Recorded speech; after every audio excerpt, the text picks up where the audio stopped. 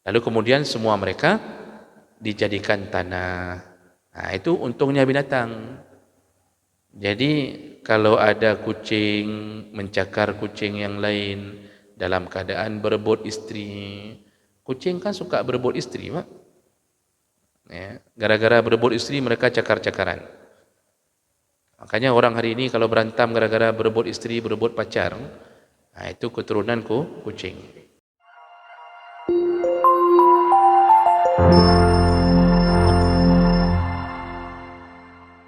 Assalamualaikum warahmatullahi wabarakatuh.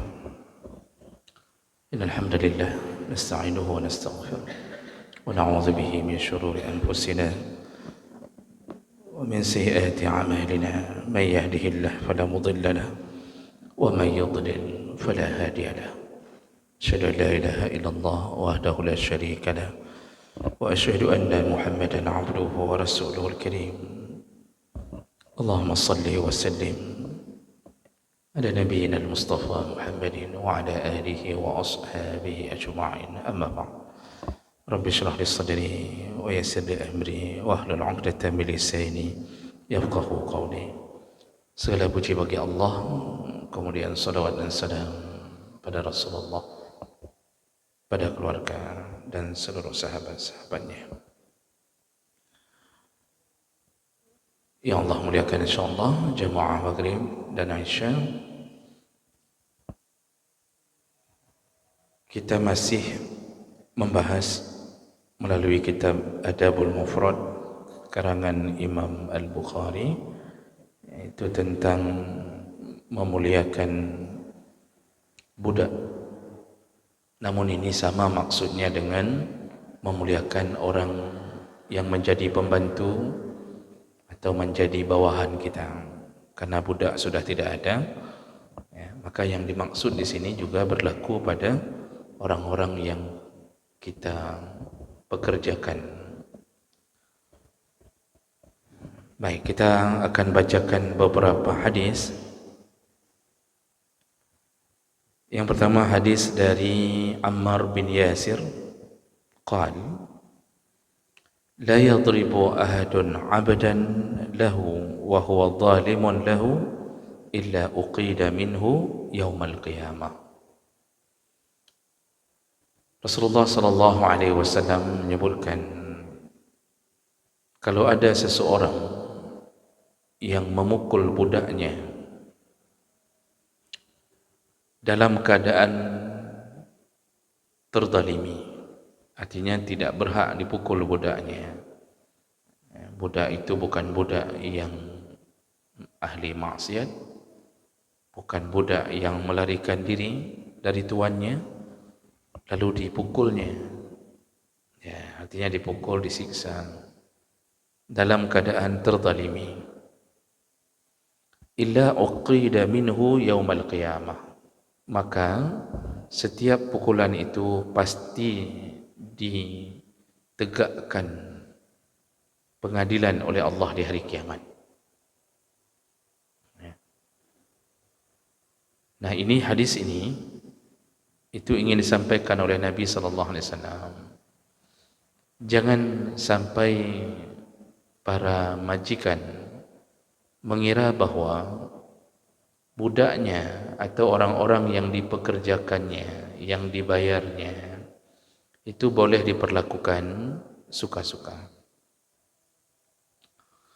Nabi sallallahu alaihi wasallam disuruh oleh Allah melalui syariat untuk membebaskan budak dalam setiap kafarah.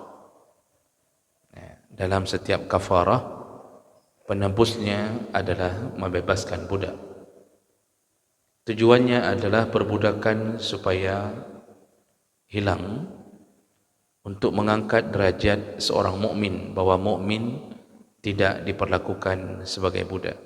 Maka dulu para sahabat, kalau ada budaknya yang kemudian menjadi mukmin dari masa jahiliyah lalu dia menjadi mukmin, maka sahabat-sahabat menghargai dengan membebaskan budak tersebut. Kecuali orang-orang kafir di waktu itu, yang ketika budaknya mengikuti agama Nabi sallallahu alaihi wasallam, Itu bukan dibebaskan, malah disiksa. Ya, contohnya Bilal bin Rabah. Itu disiksa betul oleh tuannya sampai akhirnya dibeli oleh Abu Bakar As-Siddiq. Dan mereka memukul, Pak. Jadi orang-orang jahiliyah itu sebelum datangnya Islam itu kebiasaan memukul budak-budak. Makanya ada orang yang hari ini walaupun Islam masih ada yang membawa sifat jahiliyah, yaitu dengan memukul pembantu, menyiksa, melecehkan. Makanya sebenarnya kebaikan itu datang dari iman, bukan dari nama bangsa. Kadang-kadang kita dengarkan pelecehan, kita dengarkan pemukulan, itu dari pembantu-pembantu, dari TKW, ya, dari TKI yang bekerja malah di tanah-tanah atau di negara-negara Muslim, ya, yang bekerja di Arab Saudi, di Kuwait, di Uni Emirat Arab, di Qatar. Itu kadang-kadang mereka mendapatkan majikan yang menyiksa mereka, gaji tidak diberi. Padahal mereka majikannya orang Islam. Dan ada pengakuan yang saya baca di salah satu yang baru viral, ya, ada pembantu yang sempat memvideokan dirinya, itu sudah bertahun-tahun kerja di salah satu tanah Arab dan disiksa, tidak dibayar gaji. Akhirnya dia berhasil melarikan diri, ditolong oleh salah seorang orang Indonesia juga, dan akhirnya dia pindah untuk menjadi TKW di Singapura katanya. Malah di Singapura majikannya kafir, malah tidak pernah mukul. Nah itu kadang-kadang iman itu, Pak, itu ketika dititipkan Allah pada dada seseorang, itu yang membuat orang baik. Jadi bukan suku dan negara yang ditentukan oleh Allah, tapi iman. Orang mengira hari ini kalau sudah menjadi orang Arab dikiranya semuanya baik. Tidak, Pak. Kami 4 tahun di Mesir itu yang baik-baik, ya yang baik-baik saja. Yang jahat banyak sekali. Di Indonesia yang baik, yang mendapatkan hidayah iman baik, yang jahat pun banyak. Nah, jadi Nabi ingin memberitahu bahwa setiap pukulan yang kita layangkan kepada budak, padahal budak itu seperti barang yang kita miliki, dia statusnya manusia tetapi diperjualbelikan. Kalau kita beli maka menjadi hak milik. Itu budak. Budak yang sudah kita beli, yang kita anggap bahagian daripada harta kita, itu kalau dipukul dengan zalim, artinya dengan zalim dia tidak berhak dipukul, lalu kita pukul suka-suka kita, maka di hari kiamat semua itu akan dikisas oleh Allah, akan dibalas oleh Allah. Kalau budak saja dibalas oleh Allah, padahal itu milik kita, apalagi mukul pembantu. Pembantu bukan budak, tidak diperjualbelikan. Kita transaksi dengan pembantu itu kan transaksi sewa menyewa jasa. Itu kan masuk dalam bab ijarah, sewa menyewa jasa, bukan budak. Kalau budak saja nanti dikisas oleh Allah di hari kiamat, apalagi memukul pembantu. Pembantu orang merdeka, budak tidak merdeka. Kalau pembantu tidak boleh dipukul, apalagi yang bukan pembantu. Maka jangan suka-suka ya, memukul orang, menyiksa orang, tangkap, siksa sampai mati orang. Nah, ini di dunia memakai baju oranye, di akhirat bukan hanya baju yang oranye, Pak, badan-badannya oranye dalam api neraka. Dan ini akan berakhir dengan siksa yang panjang. Orang membunuh itu, Pak, itu siksanya kekal dalam neraka. Allah sebut itu dalam Al-Quran. وَمَنْ قَتَلَ وَمَنْ يَقْتُلْ مُؤْمِنًا مُتَعَمِّدًا فَجَزَاؤُهُ جَهَنَّمْ خَالِدًا فِيهَا wa ghadiballahu alaihi wa la'anahu wa a'adda lahu azaban alima. Orang yang membunuh, membunuh kata Allah. Allah tidak bilang orang kafir yang membunuh, tidak. Allah bilang orang yang membunuh. Seorang mukmin, pembunuhnya boleh, kalau kafir sudah tidak dianggap, dengan kekafirannya dia sudah kekal dalam neraka. Seorang mukmin lalu membunuh mukmin yang lain muta'ammidan, dengan sengaja, fajaza'uhu jahannam, maka balasannya adalah neraka jahannam. Yang dahsyatnya ditambah oleh Allah, khalidan fiha, kekal di dalamnya. Wa la'anahu, Allah laknat. Wa ghadiballahu alaih, Allah murka, Allah laknat. Wa a'adda lahu azaban alima, lalu dipersiapkanlah siksa yang sangat pedih. Ini akibat membunuh orang.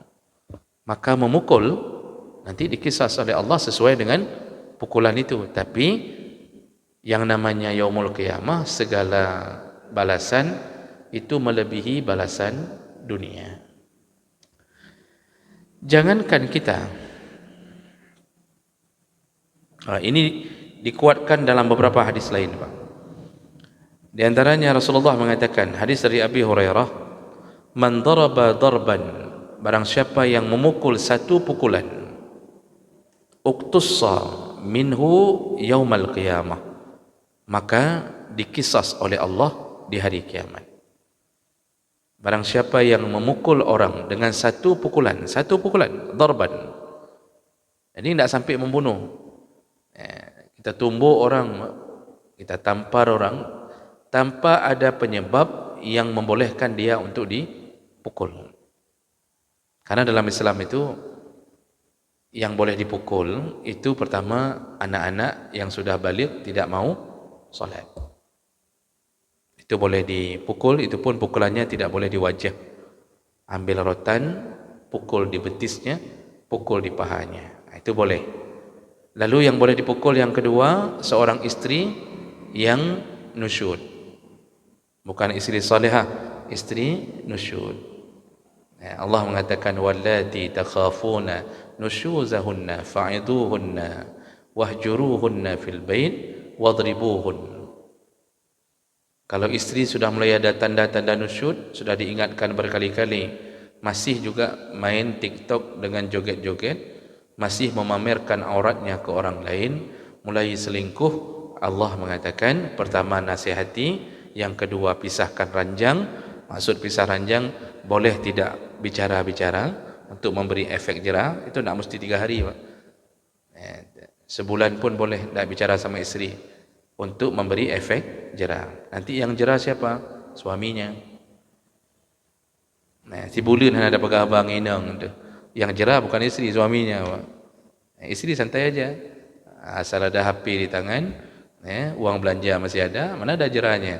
Cara menjerakan isteri itu bukan dengan enggak bicara, karena isteri lebih kuat. Caranya jangan kasih uang belanja.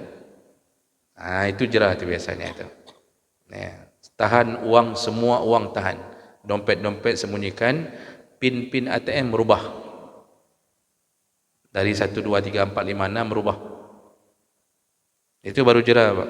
Tapi kalau tidak ngomong sebulan, mana ada jerah dia? Biasa aja, Pak. Suami yang garu-garu ulek.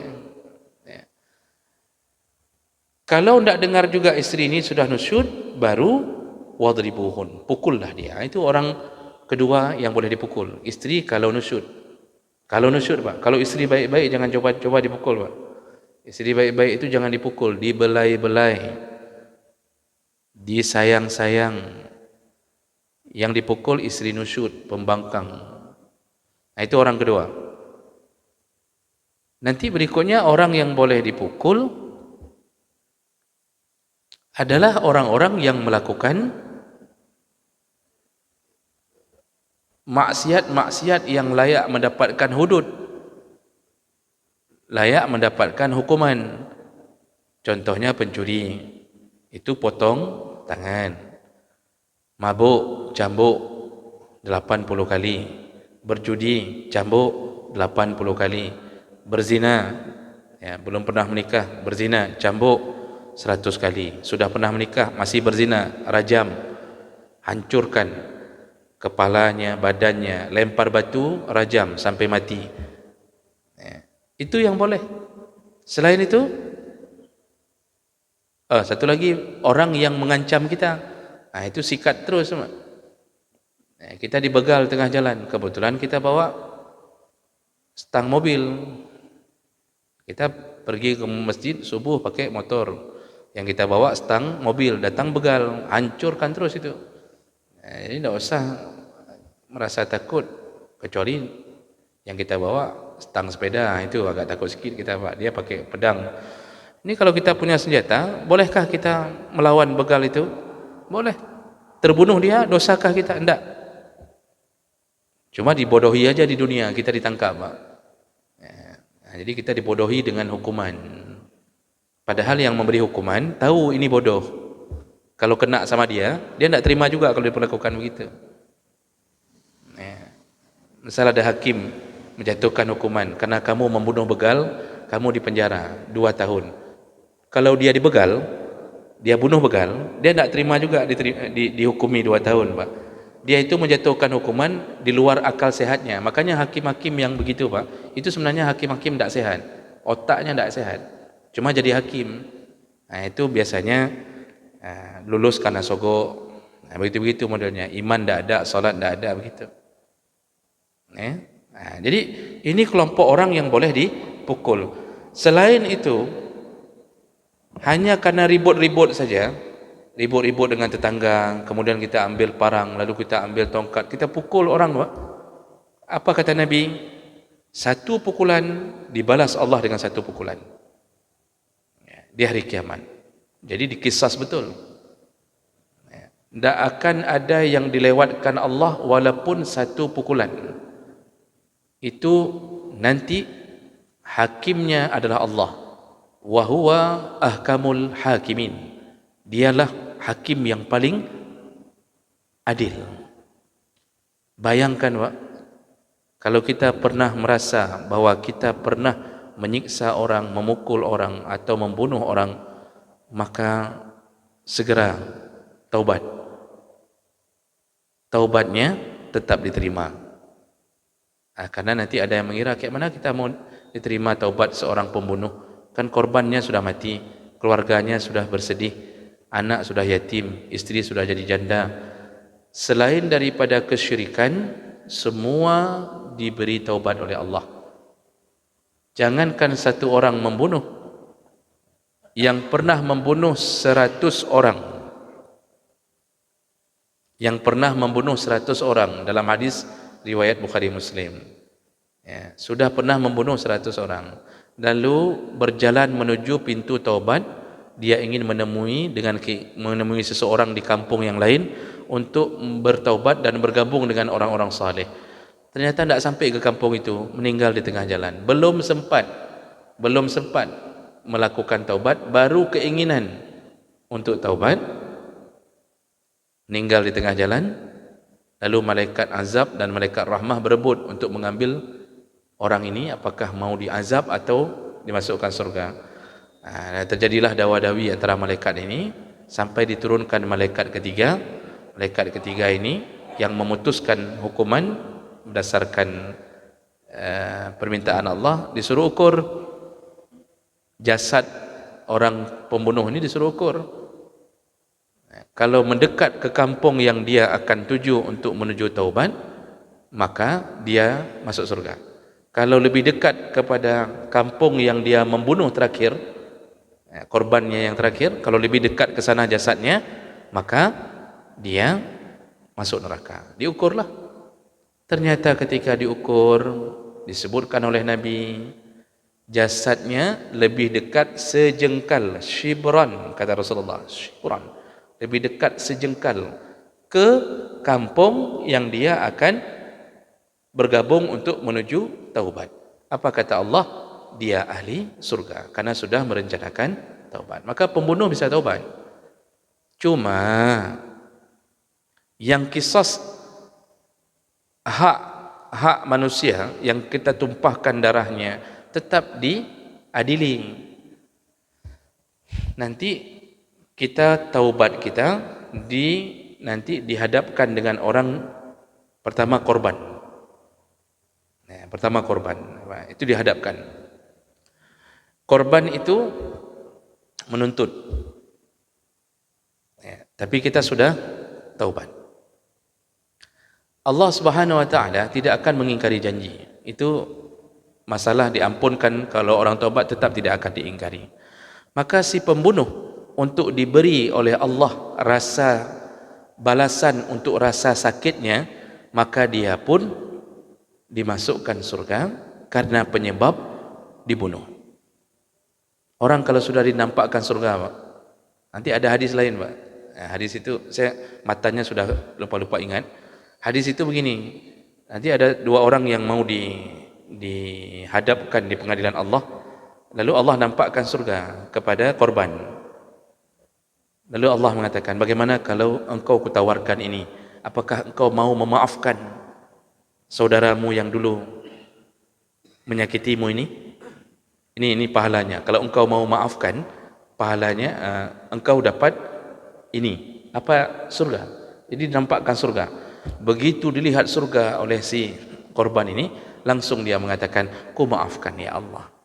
Begitu indahnya tawaran Allah, sampai kita ini begitu mudah memaafkan orang. Jadi kita hari ini kan Pak susah maafkan orang karena tidak cocok balasannya. Udah bunuh orang, bawa uang 10 juta, bawa peng 10 juta, dan pemaaf kedih bulan. Han, berapa? 1 M bang. Nyawa itu 1 M, 100 ekor unta. 100 ekor unta pun bukan 1 M, Pak, 2 M. Unta rata-rata 20 juta. 2 M untuk mengganti 1 nyawa. Itu dalam hukum Islam. Itu namanya diat.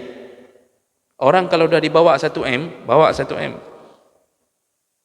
Jangan 2 M dululah, bawa 1 M. Itu dah mulai mikir dia tu.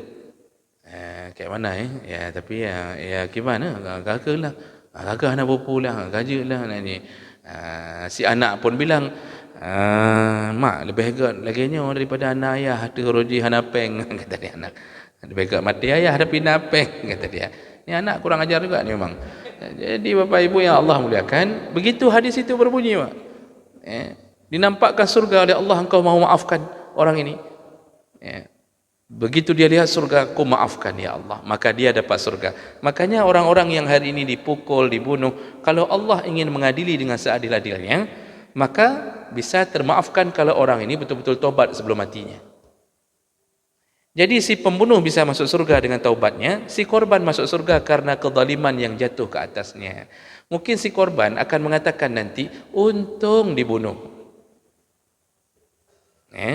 Untung saya dibunuh. Kalau tidak dibunuh mungkin long aleh, sanglah neraka mungkin. Untung dibunuh. Makanya banyak orang mengatakan mudah-mudahan ke dibunuh gitu kan. Dia tujuannya adalah ingin mendapatkan surga. Makanya begitu adilnya Allah. Yang ini dapat keadilan, yang ini dapat keadilan dengan taubatnya. Kalau dia sudah taubat, Allah tidak ampunkan, berarti Allah melanggar janji. Rasulullah mengatakan, at-taibu minaz zambi kaman la zamba lahu. Orang yang betul-betul taubat, maka seperti tidak ada dosa sama sekali. Dalam hadis yang lain Allah mengatakan, kalau seandainya hambaku melakukan dosa, dan dosanya kalau disusun ananas sama setinggi langit, dosa setinggi langit, udah apa aja itu, Pak? Itu bisa membunuh semua orang, bisa jadi membuat bom nuklir untuk membunuh ribuan orang. Itu dosa setinggi langit. Bisa jadi dia berzina dengan mayat.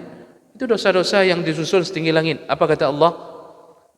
Lawistaghfartani. Kalau orang yang melakukan dosa setinggi langit ini memohon ampun kepada aku, memohon ampun, dia beristighfar, mohon ampun, kata Allah, la ghafartuka, tetap engkau kuampunkan, kata Allah. Wala ubali, aku tidak peduli dengan dosamu, tidak peduli. Maksudnya Allah ingin mengatakan seakan-akan, alah dosa itu kan yang punya langit saya, yang punya bumi saya, yang punya surga saya, punya neraka saya. Orang kaya. Allah Maha Kaya. Allah bilang, alah dosamu itu kan kalau mau saya ampunkan, memang siapa yang mau protes? Malaikat mana yang mau protes? Yang cipta malaikat saya. Bagi Allah mudah. Makanya masalah dosa itu masyiatillah, itu suka-suka Allah itu. Ada yang diampunkan, yaghfiru liman yasha, ada yang yu'azibu man yasha. Suka-suka Allah. Makanya sebesar apapun dosa tetap terampunkan. Kalau tidak diampunkan, Allah berarti melanggar janjinya sendiri. Dan itu tidak mungkin. Itu mustahil. Innallaha la yukhliful mi'ad. Allah tidak akan melanggar janji. Makanya mukul orang itu pertama taubat. Kalau korbannya yang terpukul masih hidup, segera temui. Segera temui, lalu mintalah keridhaannya. Cara minta keridhaan boleh dua cara. Minta dia balas. Itu yang pertama. Dan itu dilakukan oleh Nabi SAW. Masih ingat Pak hadis Uqashah? Ya, Uqashah yang ketika Nabi pada suatu hari Nabi mengatakan, siapa yang pernah kusakiti dan tidak terima, hari ini balaslah. Kata Nabi. Ini Nabi ini. Uqashah langsung mengatakan, aku ya Rasulullah, engkau dulu pernah mencambukku ketika barisan saf perang tidak lurus. Jadi pernah dicambuk oleh Rasulullah. Jadi menunjukkan Rasulullah tegas sekali mengatur urusan pasukan perang. Komandan betul itu. Lalu kemudian Uqashah menyambung. Kata Rasulullah, baik, balaslah. Dipanggillah Fatimah. Fatimah, tolong ambil cambuk. Ini Uqashah mau balas. Sahabat lain Pak, itu sudah menahan geram. Mereka berfikir, kurang aja Uqashah. Nabi dia mau balas. Tapi Nabi mengatakan, tenang, ini hak dia membalas. Lalu Uqashah menyambung, ya Rasulullah, dulu waktu engkau pukul aku tidak pakai baju. Sekarang bukalah bajumu. Sahabat lain ada yang mau memenggal kepala Uqashah. Tambah berat, kurang aja. Disuruh buka baju Nabi, karena dulu dia waktu dicambuk tak pakai baju.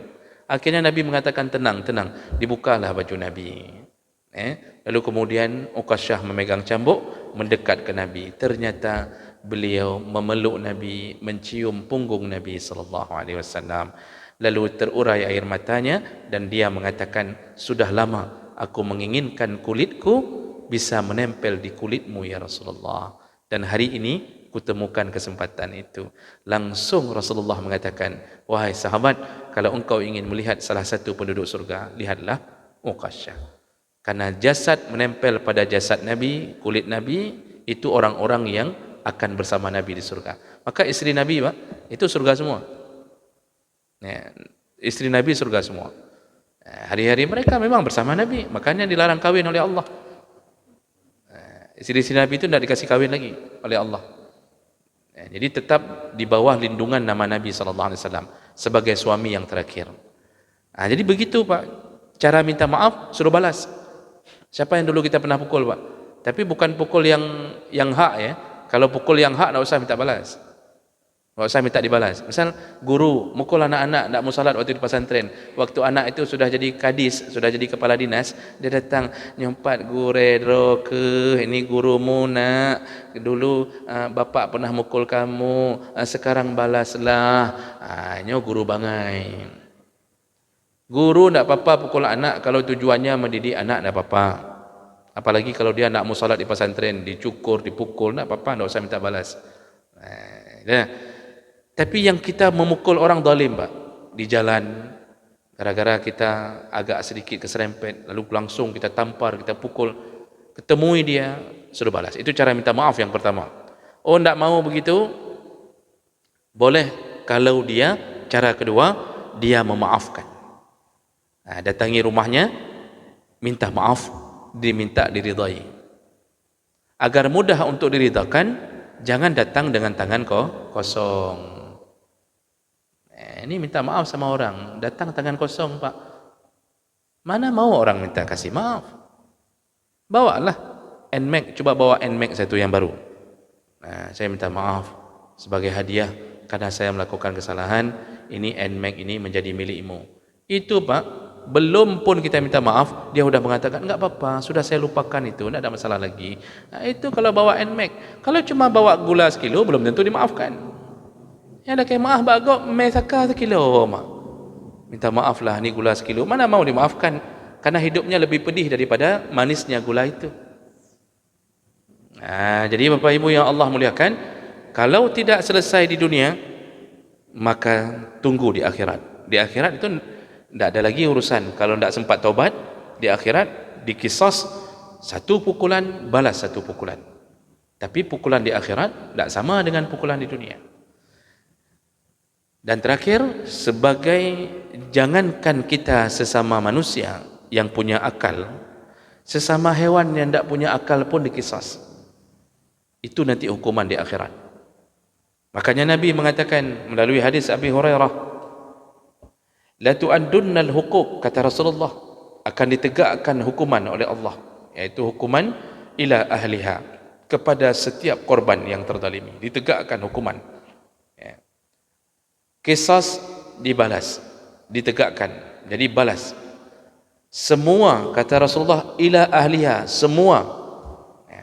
Termasuklah hatta yuqadu lisyatil jamma minasyatil qarna. Termasuklah nanti semua binatang yang pernah menzalimi binatang lain.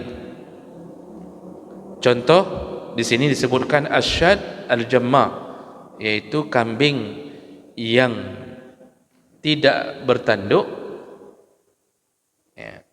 akan membalas kepada kambing yang bertanduk. Al-qarna, karnon itu tanduk, Pak. Jadi kalau namanya Zulkarnain, berarti yang punya dua tanduk. Tapi alhamdulillahnya karnon itu bukan hanya tanduk maknanya, jadi masih bisa selamat Zulkarnain, karena makna lain karnon itu juga bermakna abad. Jadi Zulkarnain yang punya dua abad, misal begitu. Jadi itu binatang tidak ada akal. Binatang, Pak, berantam. Dulu waktu di dunia, kambing bertanduk menanduk kambing yang tidak ada tanduk. Jadi kalahlah kambing ini, berdarah-darah, Pak. Berdarah-darah. Kata Rasulullah, di akhirat, di yaumil hisab, di padang mahsyar, semua binatang dikumpulkan, lalu ditegakkanlah hukuman. Ditumbuhkanlah tanduk pada kambing yang dulu jadi korban. Pada kambing yang dulu jadi korban ditumbuhkan tanduk. Lalu pada kambing yang dulu yang bertanduk, lalu dihilangkan tanduknya. Disuruh tanduk oleh Allah kembali, disuruh balas tepat kembali. Maka ditanduklah sampai berdarah-darah, sampai rasa sakit yang luar biasa, baru selesai urusannya. Lalu kemudian semua mereka dijadikan tanah. Itu untungnya binatang. Jadi kalau ada kucing mencakar kucing yang lain dalam keadaan berebut istri, kucing kan suka berebut istri, Pak. Gara-gara berebut istri mereka cakar-cakaran. Makanya orang hari ini kalau berantem gara-gara berebut istri, berebut pacar, itu keturunanku kucing. Kucing yang menyakiti itu dibalas oleh Allah. Tapi yang bukan rantai makanan, Pak. Yang bukan rantai makanan. Kalau rantai makanan itu tidak dianggap menzalimi. Contoh, harimau memakan kerbau. Harimau di mana-mana lihat binatang yang bisa dimakannya, karena itu makanan dia, itu rantai makanan dia memang. Ular menelan kodok. Apakah nanti di akhirat kodok akan menelan ular? Oh, enggak. Karena memang Allah ciptakan kodok sebagai makanan si ular. Kita aja yang kadang-kadang kasihan melihat kodok. Waktu dia sedang makan kodok, kita ambil kita ambil kayu, kita pukul-pukul si ular, kita bilang jahat, jahat. Nah, bukan jahat kata si ular. Kah yang jahat? Ya. Kah bangai jahat lom kah? Ini makanan saya, kata dia. Jadi makanya itu tidak termasuk yang dikisas. Yang dikisas itu yang bukan makanan, tapi terjadi karena kezaliman. Binatang aja ditegakkan hukuman, apalagi kita, subhanallah. Maka jangan menyakiti orang dengan tangan kita, kecuali, Pak, dia memang layak. Jadi kalau pencuri itu misal kita dapat, Pak, kita tumbuk sekali dua, itu aman, insyaAllah, itu tidak apa-apa. Karena di masa Nabi pun waktu diikat pencuri di tiang masjid, itu dipukul-pukul sama sahabat. Sampai kata Abu Hurairah, ada yang kami melepaskan sendal kami tabuk dengan sendal. Jadi mukul pencuri dari masa dulu itu memang sudah ada. Namun nanti waktu di hadis itu Rasulullah mengingatkan ketika ada sahabat yang mengatakan terlaknatlah engkau, celakalah engkau. Di situ Nabi mengingatkan, kata Nabi, jangan tolong syaitan. Jangan tolong syaitan. Karena dengan mencaci pencuri, terlaknatlah engkau segala macam, syaitan memang itu yang dia tunggu, supaya si pencuri ini memang terlaknat, supaya masuk neraka. Begitu dia masuk neraka, sudah ada satu orang yang menjadi pengikut syaitan. Di situ Nabi menegur. Jadi kalau model-model kita tampar sekali dua, kita tabuk gigitnya jatuh sekitar 3 biji, itu kalau pencuri-pencuri itu aman, insyaAllah. Jadi anak pupu, anak payah lembut-lembut dari ketemu pencuri. Jangan, pencuri udah habis dia curi rumah orang. Kalau kita bawa ke kantor polisi pun itu berdiam cuma 3 malam, begitu dilihat tidak ada bukti, tidak ada yang bisa meyakinkan, itu bisa terlepas, Pak. Kadang-kadang karena hukuman tidak bisa dijerat kalau tidak ada bukti. Misal dia buang alat-alat hasil pencuriannya, dia buang, tidak ada bukti, itu bisa lepas. Makanya kita yang langsung nangkap basah itu tidak perlu bukti, kasih aja bukti di mukanya 2 kali, Pak. Itu aman tu, insyaAllah. Kalau model lagi ni, yang penting jangan bunuh, karena pencuri tidak halal darahnya, tidak halal darahnya itu, tidak boleh dibunuh, Pak. Jadi jemaah melakukan Allah, apa pelajaran dari semua hadis yang kita bacakan ini? Jangan sakiti manusia kalau tidak mau berurusan di hari kiamat nanti. Lisan saja menyakiti, masuk neraka. Lisan, bukan menyakiti badan, menyakiti hati, masuk neraka. Seorang perempuan dilaporkan oleh sahabat ke Nabi, ya Rasulullah, ada seorang perempuan salat tahajud di malam hari, suka duha, suka puasa sunnah di siang hari, dan suka bersedekah, suka sedekah. Tetapi lisannya yu'zi jiranaha, lisannya selalu menyakiti tetangganya. Apa kata Nabi? Hiya finnar, perempuan itu dalam neraka. Lisan, Pak, menyakiti orang, dalam neraka. Apalagi jaranya. Kita sok hebat hari ini, kadang-kadang mengira ada orang lemah kita siksa suka-suka. Pukul, culik, siksa. Setiap pukulan, Pak, dengan tali pinggang, ini korban kita masukkan ke dalam mobil. Masalah dia penjual tramadol segala macam, terserah.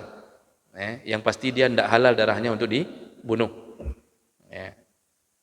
Itu setiap tali pinggang atau kabel yang kita pukul ke atas badannya sampai merah membiru keluarkan darah, tunggu dibalas Allah di akhirat lebih dahsyat, 1000 kali lebih dahsyat.